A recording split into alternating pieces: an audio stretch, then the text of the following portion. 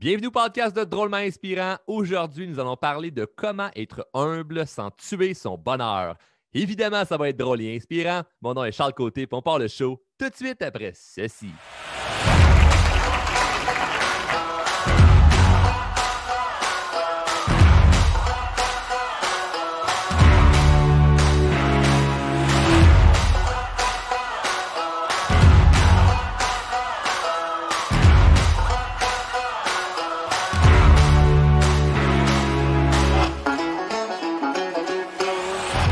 Comment être humble sans tuer son bonheur, hein? Ou plutôt, comment être humble sans freiner son ascension. J'ai fait un épisode, c'est l'épisode 31, humble versus être fier, qui a fait beaucoup jaser. On m'en parle encore, là. Ça fait quand même longtemps là, que cet épisode-là a été sorti. Si tu ne l'as pas encore écouté, va écouter l'épisode 31, humble versus être fier. J'en ai même fait un article de blog et dernièrement, il y a encore des gens qui m'en parlaient. Il y a beaucoup de gens qui ont aimé, mais il y a beaucoup de gens que ça les a dérangés. Parce qu'en gros, ce que je dis, c'est que ça m'énerve, moi, le mot humble. J'haïs ça, le monde qui dit il faut être humble, sois donc humble. C'est comme non, je veux partager mes fiertés. Je veux dire de quoi je suis fier. Je veux te dire un fait. J'ai accompli telle affaire. Je veux le partager avec toi. Puis là, c'est comme non, il faut que tu sois humble. Puis ce que je trouve, c'est que souvent, à être humble, ça tue notre bonheur. Mais il y a une façon de pouvoir être humble sans tuer son bonheur. Puis c'est exactement ce que nous allons voir aujourd'hui. Juste avant de rentrer dans le vif du sujet, comme vous le savez, le show a deux règles. De un, si vous venez chercher de la valeur, redonnez de la valeur. Donc, de partager le podcast sur les médias sociaux, d'en parler. Bref, de partager cette valeur-là que je vous offre. Et deuxième règle, s'il y a des choses qui vous titillent de façon positive, s'il y a des choses que vous vous dites « Wow, ça, c'est bon, c'est fort, je devrais mettre ça en application », bien, élimine le mot « devrait » et dis-toi plutôt « je vais le mettre en application » et met en application ce qu'on voit. Puis aujourd'hui, il va y en avoir des choses à mettre en application parce qu'il y a plusieurs points que je vais t'élaborer. J'ai 5 points précisément par rapport à comment être humble sans nécessairement tuer son bonheur. Donc, je rentre tout de suite dans le croustillant.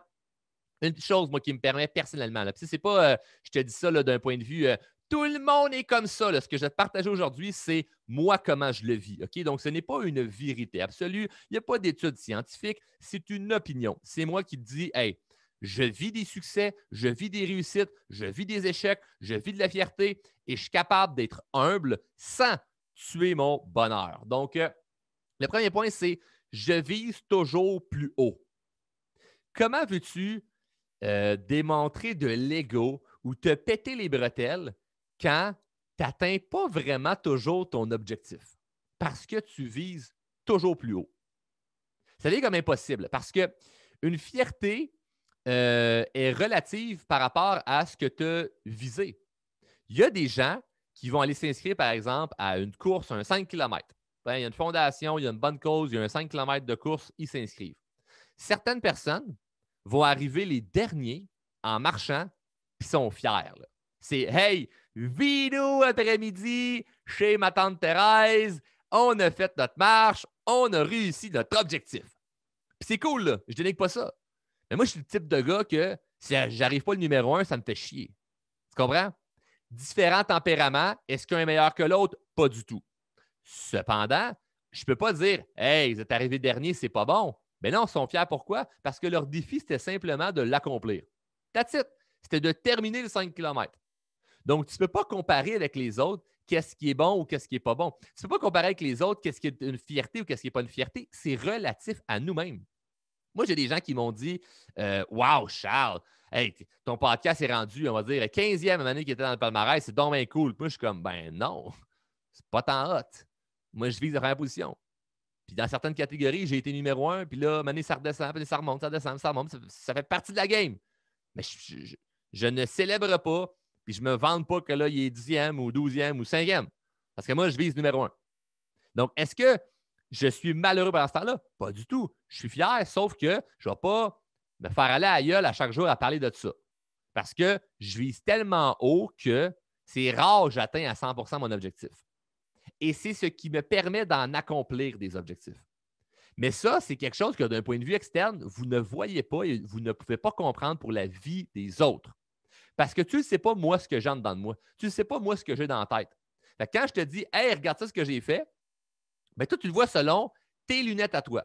Fait que si ce que j'ai atteint comme accomplissement, comme objectif, pour toi, c'est wow, tu vas dire wow. Si pour toi, c'est ordinaire, tu diras juste rien.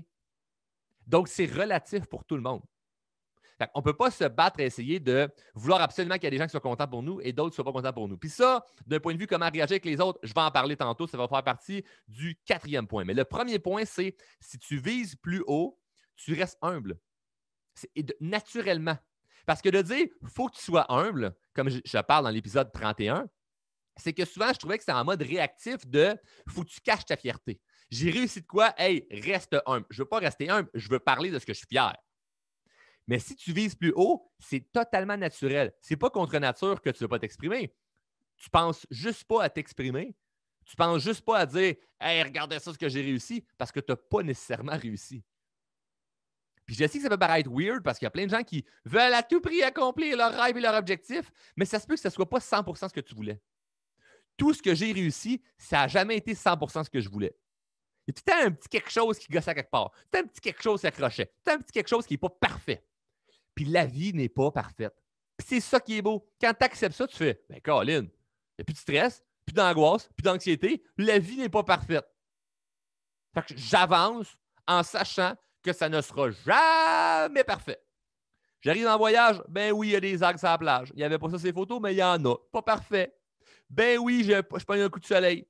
C'est pas parfait, mais au moins je suis au soleil. Ben oui, il y a un trou dans le budget à la fin de ce mois-là. C'est pas parfait, mais je travaille quand même fort pour rétablir mes finances. Ben oui, je suis moins en forme ce mois-ci ou cette année. J'ai cheaté un peu sur mon alimentation. Je m'entraîne de moins en moins. C'est pas parfait. Je travaillais plus fort, je me suis moins entraîné. Il n'y a rien qui peut être parfait. Puis c'est ça qui vient à être fuckant dans la croissance personnelle parce que c'est comme si chaque sujet, là, si on parle de communication, c'est un univers. On parle de productivité, c'est un univers. On parle de croyances limitantes, c'est un univers. On parle de spiritualité, c'est un univers. Il y a un univers dans plein d'affaires. Puis c'est comme s'il fallait être parfait dans tout. Fuck off. Moi, je lâche prise sur être parfait dans tout. Cependant, je ne lâcherai jamais prise sur une affaire. Toujours viser à être meilleur. Meilleur des fois par rapport aux autres, je l'avoue.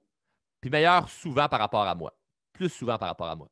Je me compare à moi, je me compare à qui je pense que je peux devenir, qu'est-ce que je pense que je peux faire, et je vise toujours plus haut. Et viser plus haut, encore une fois, c'est relatif pour tout le monde. C'est relatif.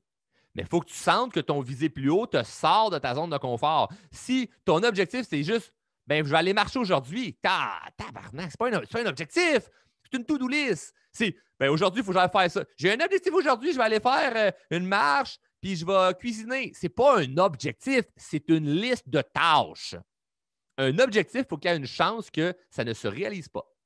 Puis il y a des choses que tu ne contrôles pas là-dedans, donc c'est la raison pour laquelle tu dois donner ton meilleur. Tu dois te forcer, tu dois mettre des efforts là-dedans. Donc, quand tu vises plus haut, automatiquement et naturellement, tu restes plus humble et ce n'est pas forcé parce que tu n'as pas l'impression d'avoir tout réussi. Donc, tu es fier parce que tu as une progression, mais tu n'es pas « Oh my God, il faut que j'en parle à tout le monde » parce que tu n'as pas tout réussi. Tu attends d'être rendu plus loin pour pouvoir en parler de façon générale. Donc, de viser plus haut, moi, ça me permet de rester de façon générale humble parce que, je me dis, crime, j'ai accompli 1% de ce que je veux faire. Je n'ai même pas fait encore 1% de ce que je veux accomplir. Il m'en reste tellement. Me pèterai les bretelles plus tard, puis au final, tu ne te pèteras jamais les bretelles parce que tu vas tout le temps viser plus haut. Deuxième point. Si je me compare, OK, parce qu'on se compare tous. Hein, comment on fait pour arrêter de se comparer? Fuck off, tout le monde se compare, OK? Je me compare, mais si ou quand ou comment je le fais, OK? Je me compare avec des faits. Je ne veux pas me comparer avec une opinion ou peut-être une idée. Il a l'air de ci, il a l'air de ça. Si je regarde tout le monde sur les médias sociaux, vous avez tous l'air parfait. Tout le monde a une vie extraordinaire. Tout le monde vit. Everybody living his dream life. Tout le monde vit une vie de rêve. Ne compare pas sur les médias sociaux, c'est de la style marde. 3/4, ils vont mettre un hashtag authentique, ils sont fuck all authentiques. Regarde pas ça, moi. Ne m'intéresse pas à qu'est-ce qu'eux ils font dans leur vie. Ah, il y a du monde que je suis parce qu'ils m'inspirent. Ils m'inspirent. Ceux qui ont l'air d'avoir des vies parfaites m'inspirent fuck all. Je sais que tu as des problèmes dans ta vie. Je sais que tu as des lacunes comme tout le monde. Pas parfait, moi non plus. C'est pas de montrer que tu es parfait. Fait que si je me compare, et quand je me compare avec des faits.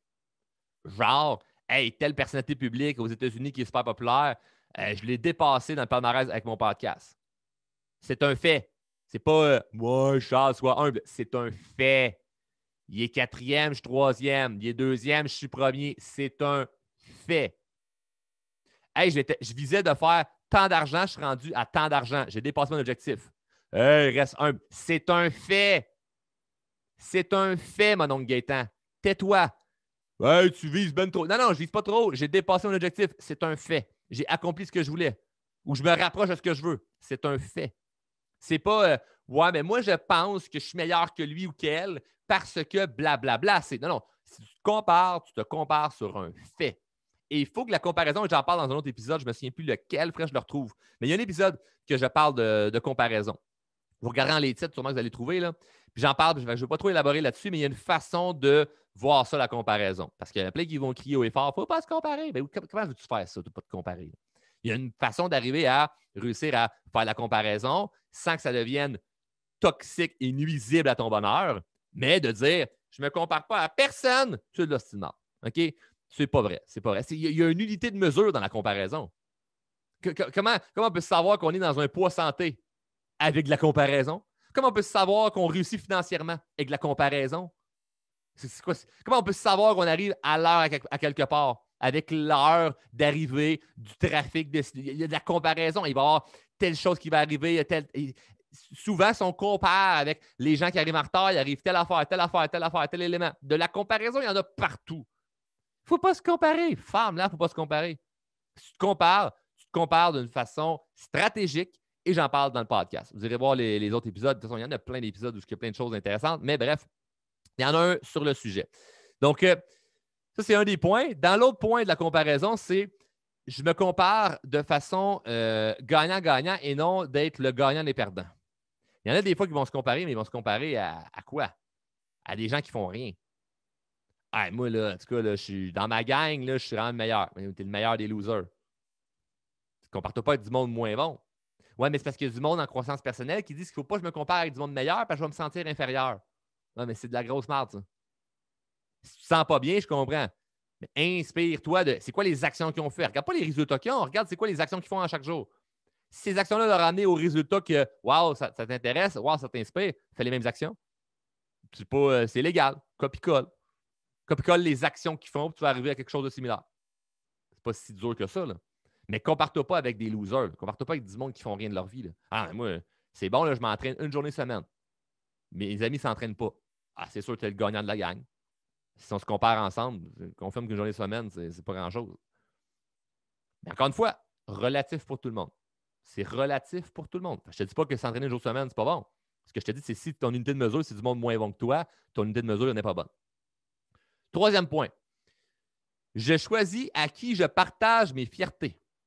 Oh, je ne partage pas mes fiertés avec tout le monde. Oh que non. Jamais, jamais, jamais, jamais, jamais. OK? Super important. Parce que mon but, quand je partage une fierté, c'est d'inspirer les gens. Donc, si je sais que ce que je vais te dire, ça ne t'inspirera pas ou même ça va créer un jugement, je ne te partagerai pas. J'ai des gens, mettons, dans mon entourage, que si je réussis un succès financier, j'en parle pas. Puis il y en a d'autres que je parle de ça. Il y en a d'autres que si j'ai une fierté avec mon enfant, je leur partage, il y en a d'autres, je ne leur parle pas. C'est différent pour tout le monde. Une fierté d'un accomplissement physique, un dépassement personnel. Je parle avec certaines personnes, d'autres personnes, je n'en parle pas. Je choisis à qui je partage mes fiertés. Parce que je veux des gens qui vont évidemment multiplier mon bonheur quand c'est juste une fierté.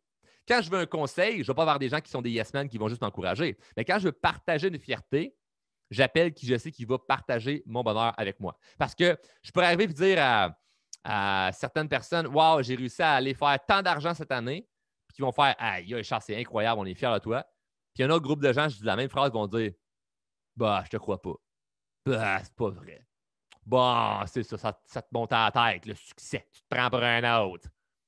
Fait à quoi bon aller faire un suicide volontaire, d'aller garrocher vers du monde qui ne partage pas mon bonheur, puis je vais partager ces fiertés-là. Ils vont juste tuer mon bonheur. Fait, je ne vous en parle pas. Tu l'apprendras dans les journaux, tu l'apprendras sur les médias sociaux que j'ai réussi ma vie. Je ne partage rien. Quatrième point. Quand je suis avec les autres, je réponds aux questions plus que d'amener ce que je veux absolument dire.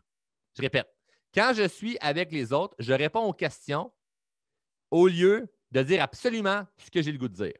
Par exemple, je suis dans un souper avec des amis ou de la famille. Puis là, dans la semaine qui a suivi, j'ai accompli plein d'affaires.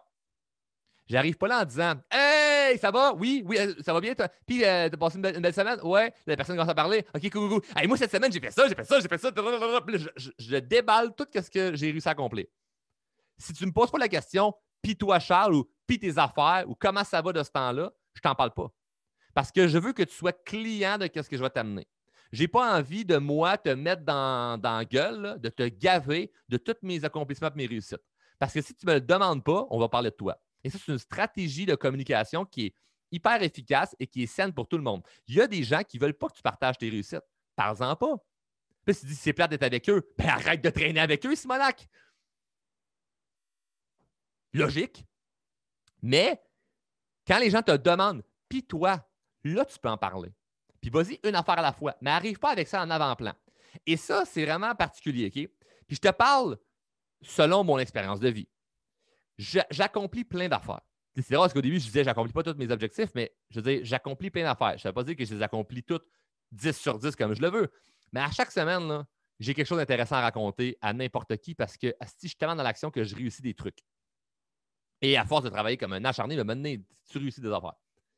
Fait que si à chaque fois que je parle avec mon entourage, je faisais que parler de mes accomplissements, je te jure que le monde sont brûlés raides. Ils sont tannés. Puis je l'ai vécu à un moment donné de faire OK, ouais. Mais le monde, il se tanne à que tu parles juste de tes réussites. Parce que c'est pas tout le monde qui est dans l'action autant que toi. C'est pas tout le monde qui réussit des affaires. Puis la personne qui parle tout le temps d'elle, des fois, elle a des raisons de parler d'elle. Des fois, elle a des raisons de partager sa fierté. Mais maintenant, pour tout le monde, ça vient lourd. Quand tu commences à réussir les affaires, tu commences à avoir du succès, puis tu fais juste parler de toi, c'est fatigant pour tout le monde, même si tu mérites de parler de toi.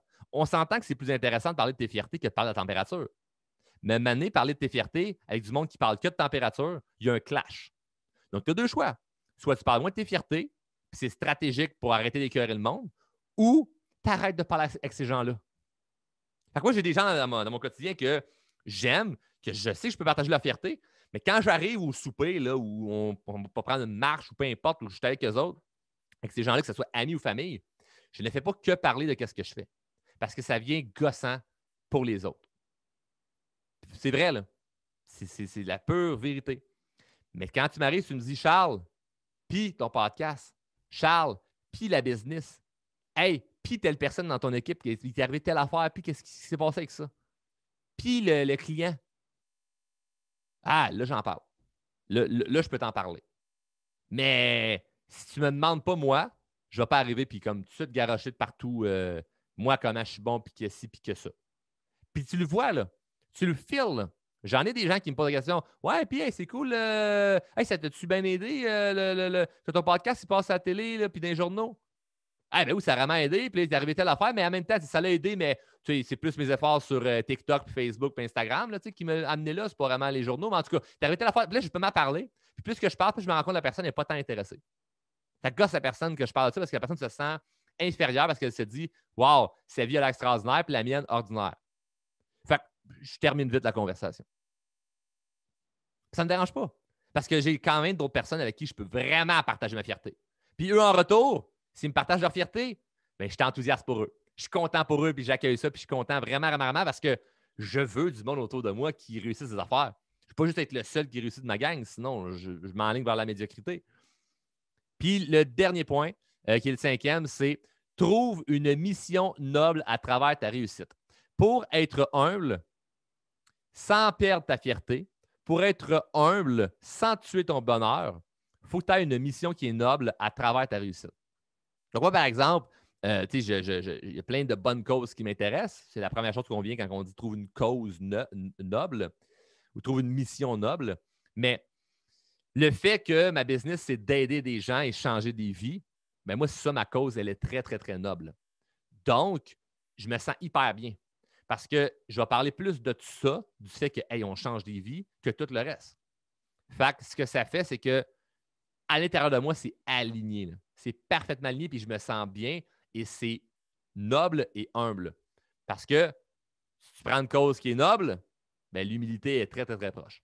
C'est rare qu'il y ait des gens qui sont égocentriques et qui vont avoir des causes ou des missions qui sont nobles. Souvent, ils vont plus penser à eux parce que justement, ils sont égocentriques. Et après ça, évidemment, je l'ai effleuré un petit peu, mais de t'entourer de gens qui vont être contents pour toi et qui réussissent des choses dans la vie, c'est hyper important. Parce que honnêtement, là, les succès que je raconte à personne, là, parce que je me dis, c'est sûr qu'ils vont rouler des yeux et ils vont se dire, bon, tu te prends pour un autre, mais c'est des faits. Quand je le partage avec des gens qui ont du succès, jamais ils vont me dire que je ne suis pas humble. Jamais. Quelqu'un qui a du succès, quand tu lui partages ton succès, la personne est contente pour toi. La personne comprend que c'est un fait ce que tu dis. Puis généralement, et je suis désolé, mais peut-être que vos oreilles vont vous friser, mais les gens qui sont dérangés par ceux qui parleraient de leur réussite en disant qu'ils ne sont pas humbles, c'est des gens qui accomplissent peu dans la vie. Puis je sais que ça va graffiner. Ben non, il y a du monde qui ont du succès et qui sont humbles. Oui, mais quand quelqu'un va partager une réussite, la personne ne va pas dire « bon, il n'est pas humble ». Ils ne vont pas se mélanger là-dedans. Ils comprennent la différence entre être humble, être fier et égocentrique. Ils comprennent la différence. Mais il y a beaucoup de gens qui ne réussissent pas grand-chose dans leur vie, mais dès qu'ils voient quelqu'un se vanter, pour eux, c'est comme « ah, il n'est pas humble ». Donc, vis l'expérience de partager des réussites avec des gens qui réussissent. Tu vois, la conversation est complètement différente. Moi, tu m'arrives, tu me parles de ton succès, ce que tu as réussi à faire, ton accomplissement. Je suis autant content que toi. Parce que je sais qu'il y a de l'abondance pour tout le monde dans ce beau monde. Il y a de l'abondance pour tout le monde et tu peux réussir tout ce que tu veux. Tout ce que tu as comme rêve, comme objectif, tu peux réussir. Puis je suis content que les gens le réussissent. Je suis content parce que de voir que c'est possible, c'est comme hey, ça donne un sens à ma vie, puis c'est merveilleux, puis c'est incroyable. Donc, bref, ça pour dire que ces 5 points-là sont hyper importants. Ça va te permettre de pouvoir être humble sans tuer ton bonheur, sans tuer tes réussites. Ça te permet vraiment, vraiment, vraiment, vraiment de rester aligné sur la bonne chose. Donc, sur ce, je t'invite à aller écouter l'épisode 31, là, comme je disais tantôt, humble versus être fier. Et évidemment, il y a plein d'autres épisodes qui traitent de sujets encore plus profonds sur plein d'éléments que j'ai donnés aujourd'hui. Donc, si vous êtes nouveau sur le podcast, bien, bienvenue et allez écouter les autres épisodes. Et si jamais ça fait déjà un bout de temps que tu écoutes le show, je t'invite fortement à aller réécouter d'autres épisodes parce que, honnêtement, il y a du gros stock à chaque show. Et il y a des choses qu'on oublie. Il y a des choses qu'on oublie. Donc, en réécoutant, c'est sûr que ça vient aider. Même moi, je me réécoute pour m'assurer de vous amener de la qualité et ne pas trop me répéter. Mais il y a des choses que je vais répéter, du genre prends action parce que, mais Chris, il faut que tu prennes action. Sur ce, prends action pour réussir des choses. Et une fois que tu vas avoir réussi un paquet d'affaires, ben tu pourras être humble sans perdre ta fierté, être humble sans tuer ton bonheur. Et présentement, si tu es fier de toi, sois fier de toi. Gêne-toi pas de parler de ce que tu réussis, de tes fiertés, tant et aussi longtemps que c'est des faits. Sur ce, bonne journée. On se voit dans un prochain épisode. Salut!